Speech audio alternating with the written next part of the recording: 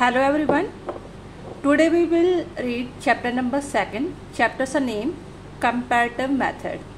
In this video we will complete 3 topics: development of the comparative method in the study of politics.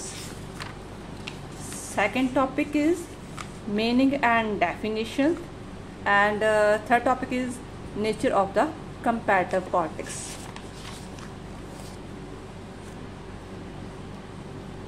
Modern age is the age of the comparative politics, and without the use of comparative method, the proper and effective study of it is not possible. In fact, the comparative method is life and soul of comparative politics. It is because of this reason that the modern political scientists have laid emphasis on the use of comparative method. Through the study of comparative method, the different political systems are not only compared, rather these are compared analytically, and for this statistics are collected. These are properly classified, and after making the proper verification of these, generally accepted conclusions are drawn which help in the theory building. कहते हैं आज का जो as है politics में, ठीक है, और कंपैरेटिव पॉलिटिक्स का है. इसमें जस्ट ये नहीं है कि कंपैरेटिव ही किया जाता है दो इंस्टीट्यूशन का, अलग अलग देशों का, बल्कि उनका एनालिटिकली मेथड भी अपनाया जाता है. इसलिए वो स्टैटिक्स और कलेक्टिव मेथड्स को अपनाते हैं और नई थ्योरी भी बनाते हैं. एक्चुअली ये कंपैरेटिव मेथड डेवलप कैसे हुआ, ठीक है, क्या सचमुच ही ये मॉडर्न एज का ही मेथड है, कि पहले कभी किसी ने इस मेथड को नहीं अपनाया? तो हाँ, इसका रिस्पॉन्स आएगा कि नहीं, पहले भी इस चीज़ को अपनाया जा चुका था. जस्ट ये था रीज़न, थोड़ा सा डिफरेंस ये था कि तब जो अरिस्टोटल था ना, जिसने जो फर्स्ट टाइम कंपैरेटिव मेथड अपनाया था, उसने जस्ट जो फॉर्मल इंस्टीट्यूशन होती है, जैसे लेजिस्लेचर है, अपना जुडिशरी है, एक्सिक्यूटिव है, गवर्नमेंट है, स्टेट क्या है, उसको ही कंपैरेटिव किया था.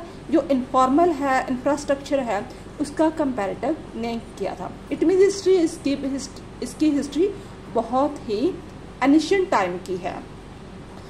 Harrison is of the opinion that the comparative study of political institution, constitution and government has a very long and prestigious history. He holds the view that the history of the analysis and classification of the government system is as old as the written history of the political thought.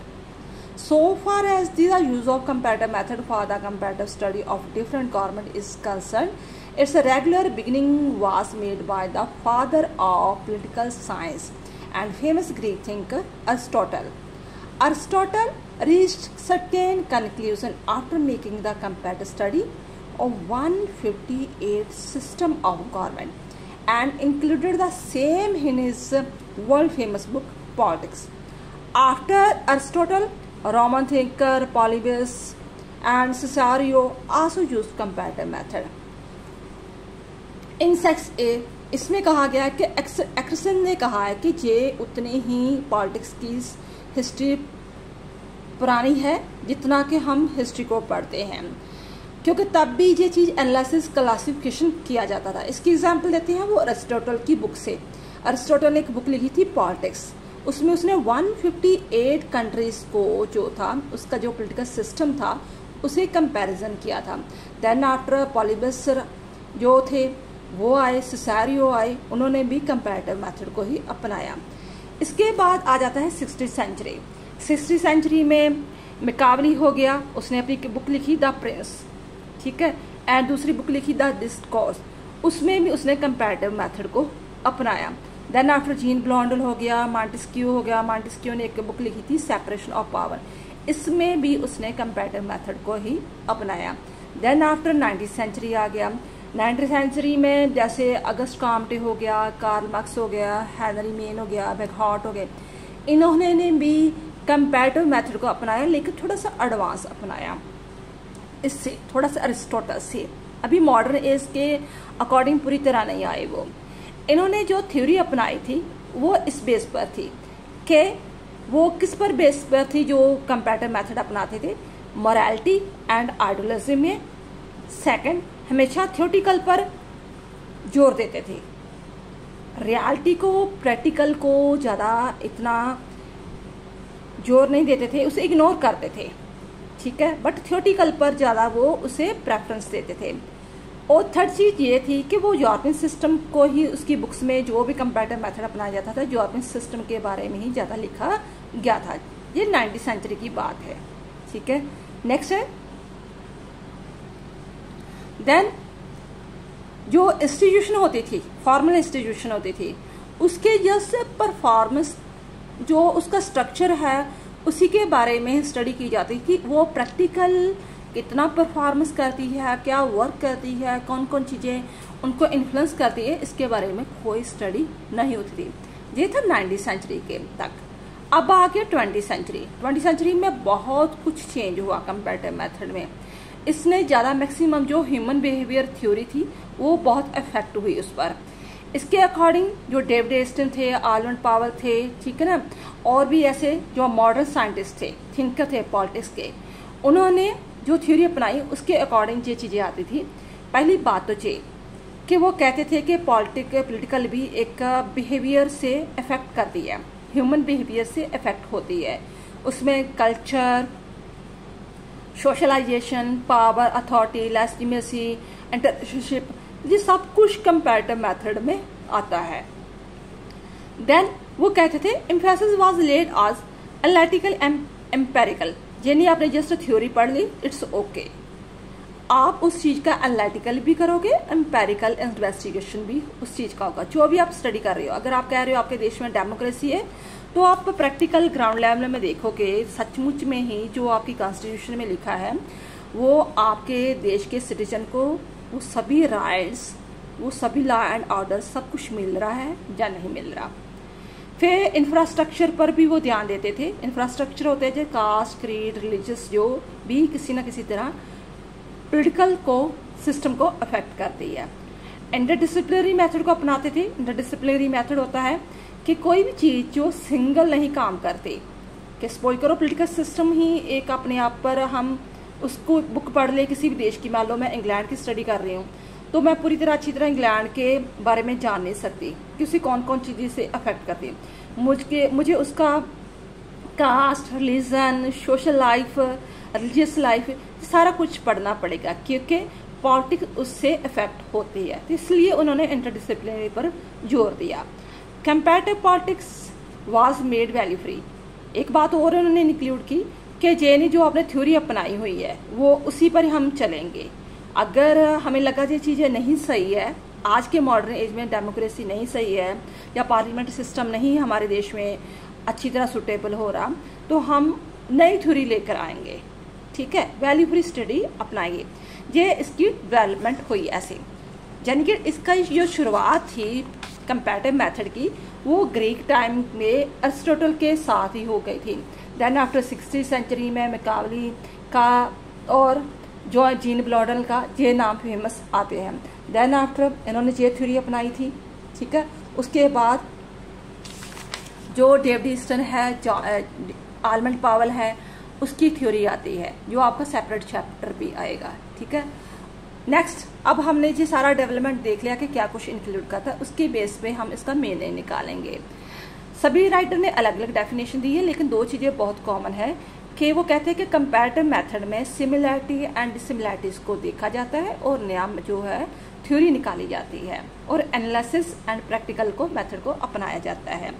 GK Robert कहता है comparative method is a method of analysis used in the political science to describe, classify and explain data. किसके द्वारा? By making observation of the similarities and difference. फिर क्या करते हैं? To be found in the various item under the analysis. Alan Larson भी same ऐसे definition दे रहा है। The function of comparative method is to identify uniformity and difference and to explain them. Then after Philip C Smither है, वो भी definition same देते हैं, थोड़ा सा वो इसे एक्सप्लेन करते हैं। कहते हैं as a method of comparative politics involves an analytical effort to explain the similarities and differences between the political units. Units same होने चाहिए। मान लो कि मैं पार्लियामेंट सिस्टम का कर रही हूँ, इंडिया और इंग्लैंड का पार्लियामेंट्री सिस्टम जो स्ट्रक्चर के तौर पर सेम हो, ठीक है, काम अलग अलग हो सकते हैं, उनका इफेक्ट अलग अलग हो सकती है, परफॉर्मेंस अलग हो सकती है, लेकिन यूनिट सेम होने चाहिए। उनकी मैं देखूंगी कि सिमिलैरिटीज़ क्या है और डिफरेंसेस क्या है। Then after as a basis for the developing ground theory testing hypothesis, जो उनके हाइपोथेसिस बने हुए हैं, एक इमेजिनेशन बनी हुई है कि शायद डेमोक्रेसी सरकार अच्छी होती है जहाँ पार्लियामेंट्री सिस्टम सही है, वो प्रैक्टिकल में उस देश में जो सूटेबल है या नहीं, उस चीज़ को टेस्ट किया जाएगा, हाइपोथेसिस को टेस्ट किया जाएगा। इन्फेरिंग कैजुअलिटी एंड परसीजिंग रिलायबल जनरलाइजेशन, फिर सही नतीजे निकाले जाएंगे। ये होगी आपकी डेफिनेशन। देन आफ्टर इसका कंक्लूजन क्या निकलता है डेफिनेशंस का। After reading the above given definition, we come to the conclusion that a comparative method is such a method by use of which different political units or political institutions are compared and similarity dissimilarities found in these are identified. But we must keep in mind the purpose of comparative method is not only to identify similarities and dissimilarities among various political institutions or units. Rather, its purpose, इसका purpose क्या है, is also to lay down generally acceptable and trustworthy principles which become guide for the future.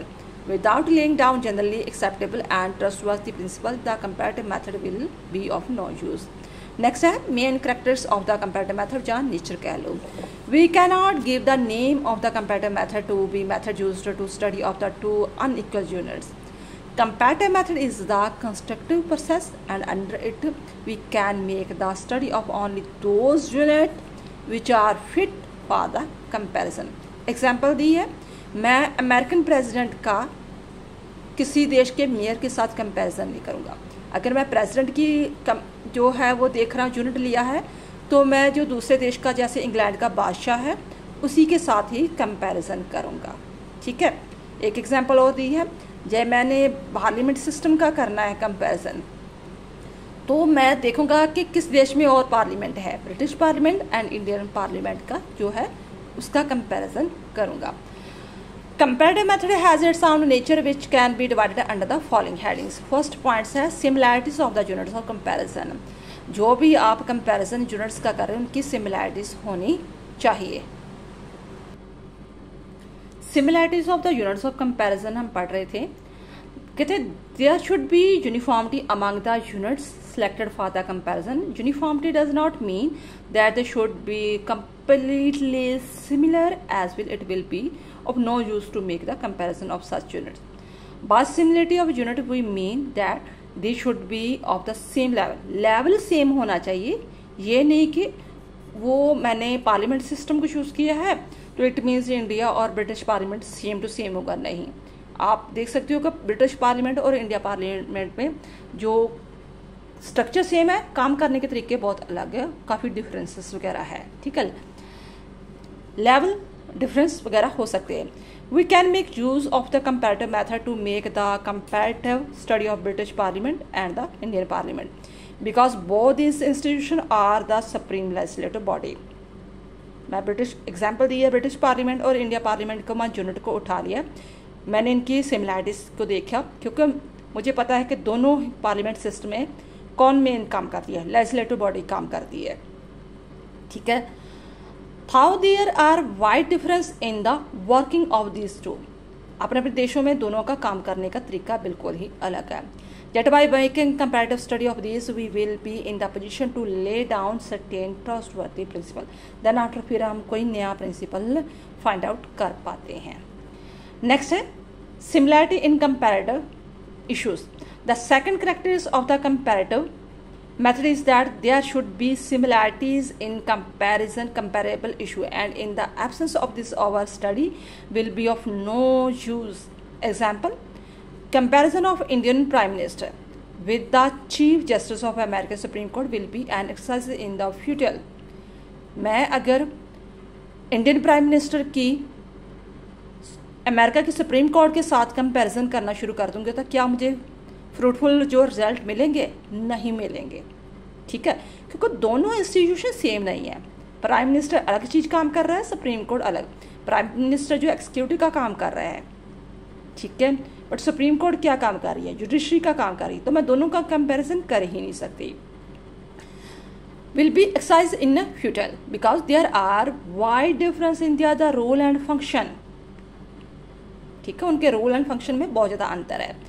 In comparison to it, will be able to lay down some trustworthy principle by making the comparative study of the British Prime Minister and Indian Prime Minister। आप एक example भी दे सकते हो, suppose करो मैंने जहाँ prime minister और just एक एग्जाम्पल दे दी, ठीक है, तो कहते दूसरी एग्जाम्पल दे रही है कि हाँ कि अगर आपने कंपैरिजन करना है, ठीक है, तो इशू सेम होने चाहिए। तो इशू जैसे यहाँ पर सेम आ रहे हैं, प्राइम मिनिस्टर मैं ब्रिटिश प्राइम मिनिस्टर का ले रही हूँ और इधर इंडिया का प्राइम मिनिस्टर ले रही हूँ। Both are the head of the government in the respective countries and play the role of real executive head, so there should be similarity among the issue selected for the comparison। Next is similarity in the definition of the comparative units। There should be similarities in the definitions of the units। जो भी unit choose किया है आपने, executive का किया है, judiciary का किया है, कोई भी यूनिट उठा ले रहे हो, units selected for the comparison, the subject which have wide difference in their definitions are not fit for the comparison। कि उनकी डेफिनेशन में भी सेम होनी चाहिए, ठीक है। मैं प्राइम मिनिस्टर ले रही हूँ तो प्राइम मिनिस्टर इंडिया का और इंग्लैंड का डेफिनेशन तो सेम है कि वो एक्सिक्यूटिव के हेड हैं और ये काम करते हैं, रन ऑफ द गवर्नमेंट करते हैं, सरकार को चलाते हैं दोनों, ठीक है। डेफिनेशन सेम होनी चाहिए। कहता है the subject which have wide difference in their definition are not fit in for comparison. For example the subject like a political system, political socialization, political culture, etc. have a very clearly definition and there are not wide difference among the views of the different scholar about this concept। कि socialisation क्या चीज़ है, culture क्या है, ये सभी की अलग अलग डेफिनेशन है। पोलिटिकल सिस्टम क्या है, हम इन तीनों को मिक्सअप नहीं कर सकते।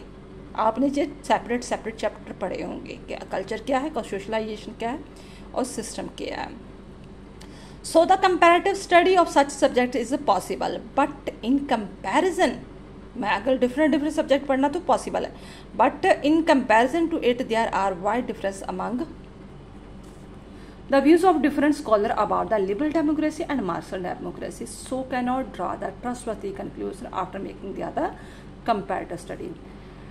Definiteness of the objective of study, he who makes a use of comparative method should be quick clear।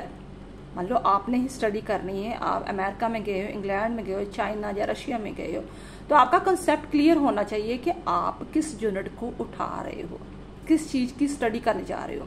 तो दो देशों का जिसके साथ भी स्टडी कर रहे हो, आप इंडिया चाइना की करने जा रहे हो, इंडिया इंग्लैंड की करने जा रहे हो, तो आपका यूनिट क्लियर होना चाहिए, ठीक है। Quit clear about the objective of study in case he is not clear about the objective, कि आप ऑब्जेक्टिव क्या दिमाग में है आपके of study, he will include the quit and the irrelevant material in study. अगर आपका कंसेप्ट ही नहीं क्लियर, आपका ऑब्जेक्टिव ही नहीं क्लियर कि मैं क्या पेश करना चाहता हूँ, मान लो कि मैं चाइना रशिया में गया हूँ तो मैं देखना चाहता हूँ कि इंडिया की तरह ही वहाँ पर सोशल मीडिया जो आज़ाद है, कितना आज़ाद है, कितनी फ्रीडम मिली हुई है, ठीक है। अगर वो मैं सही तरह कंसेप्ट नहीं लेकर जाता दिमाग में, तो फिर मैं ऐसे इधर उधर के रेलिवेंट मटेरियल को इकट्ठा कर लूँगा, सही फोकस नहीं कर पाऊँगा, ठीक है। And will go to the away from the objective of study, अपने जो मेरा मेन टारगेट था ऑब्जेक्टिव, वहाँ से बहुत दूसरी तरफ चला जाऊँगा। And may also fail to draw right conclusion. In case he clear about the objective of his study, then it will be easy for him to build hypothesis। He will also make use of the relevant material and will discard the irrelevant। उसे सही relevant material को choose करना पड़ेगा, फिर ही वो कोई trustworthy principal को find out कर सकता है। नेक्स्ट है several studies essential for the theory formulation। Theory formulation होता है बेटा जब आप दोनों चीज़ों का कंपैरिजन करते हो तो नेचुरली ही तीसरी चीज़ निकल कर आती है। जैसे मॉडर्न टाइप में आर्मंड पावल ने, जहाँ कह लो कि जीन ब्लॉन्डल ने, जो विद्वान थे कंपैरेटिव मेथड अपनाया। उन्होंने कंपैरेटिव जब मेथड अपनाया तो उन्होंने देखा कि चाहे किसी भी देश की कोई भी सरकार हो, ओलिगार्ची है, डेमोक्रेसी है, मोनार्ची सिस्टम है, कोई भी सिस्टम देश की सरकार है, पावर किसके हाथ में रहती है? अलाइड सिस्टम के हाथ में रहती है, जो गिने चुने लोग होते हैं, जहाँ तो बहुत एजुकेटेड हाई एजुकेटेड होंगे, जहाँ गजटेड ऑफिसर होंगे, जहाँ बहुत ज़्यादा पैसे वाले होंगे, वो गिने चुने ही थोड़े बहुत लोग होंगे, 20% होंगे 100 में, जो हमेशा ही पावर हाथों में रखते हैं। ठीक है, तो वो थ्योरी निकल कर आई, कब निकल कर आई? जब उन्होंने मल्टी कंपैरिजन किया, तो थ्योरी फार्मूलेशन होती है। We can not build universally acceptable principle just by making the comparative study of only 2 units. For laying down trustworthy theories, we need to make several study of the uniform units, and in case even time and result are the same, only the trustworthy theory can be laid down. ये नहीं कि मैंने 1-2 देशों की study वगैरह कर ली, मान लो कि मैंने अमेरिका की डेमोक्रेसी को देख लिया, इंडिया का डेमोक्रेसी को देख लिया, इंग्लैंड को देख लिया, तो मैंने कह दिया कि डेमोक्रेसी ही सबसे बेस्ट है। नहीं, मैं चाइना को भी देखूंगा, रशिया को भी देखूंगा, फ्रांस को भी देखूंगा, तो फिर मैं देखूंगा कि नहीं, हर देश का जो इन्वायरमेंट है, सोशल है, इकोनॉमिकली है, उनका जो कस्टम्स है वो अफेक्ट करते हैं, फिर उनके अकॉर्डिंग ही जो वहाँ की सिस्टम है वो सूटेबल होता है। जैसे फ्रांस है, फ्रांस में अभी तक जो डेमोक्रेसी नहीं वगैरह है, तो क्यों है? ये मुझे सभी देशों की बाद में स्टडी करनी पड़ेगी, फिर ही मैं कोई थ्योरी फार्मुलेशन कर सकता हूँ। 2 देशों की स्टडी यूनिट को स्टडी करके मैं कोई थ्योरी जो फॉर्मुलेट नहीं कर सकता। For lay down the trustworthy theory, we need to make several studies of the uniform units, and in case every time the result are the same, only then trustworthy theories can be laid down. The laid down theories must come true to the test, and in case any theory fails to come true to the test, the such a theory of is no use. एक और example कि जो होते हैं अनार्ची time का system होता है, political system का, अरिस्टोक्रासी कह लो जान, कि थोड़ी तानाशाही, डिक्टेटरशिप की तानाशाही अपनाते हैं। तो उन्होंने सारे देशों का एक एनालिसिस किया, तो उन्होंने देखा कि हाँ, जो तानाशाही है, डिक्टेटरशिप है, वो ज़्यादा समय तक टिक कर नहीं रह सकती। कुछ समय तक लोग चलो पसंद करेंगे कि नहीं, ये जो लीडर है बहुत अच्छा है, काम कर रहा है, लेकिन कुछ समय बाद जो है, मान लो कि 100 साल बाद, 200 साल बाद, उसका वो रेवोल्यूशन करना शुरू कर देंगे। जैसे हिटलर का कर दिया था, इंग्लैंड के राजे का कर दिया था, फ्रांस में रेवोल्यूशन आया था। ठीक है, तो ये टेस्ट होता है, test, and in any case, in case any theory fails to come true the test, the such a theory of is no use. For the trustworthy of the theory, comparative study should be made again and again. Uniformity of influencing factor. We have read above that there should be uniformity among the units selected for the comparison. Along with it, there should be an uniformity in the environment in which these units operate. मान लो कि मैं unit कोई ले रहा हूँ, parliamentary system का ही unit उठा रही है, तो मैं उनका इन्वायरमेंट भी देखूंगा कि इंग्लैंड का इन्वायरमेंट और इंडिया का इन्वायरमेंट और अमेरिका का इन्वायरमेंट मान लो कि सेम है। ठीक है, जहाँ पार्लियामेंट्री सिस्टम चल रहा है, तो इन्वायरमेंट भी बहुत ज़्यादा काउंट करता है। इन्वायरमेंट को उनका सोशल, इकोनॉमिकली, रिलीजियस, जो भी फेथ वगैरह लोगों के है पॉलिटिक्स को लेकर, in which these units operate and the factor which influence they are working. We now quite well that environment influence the working of the different political institution, and the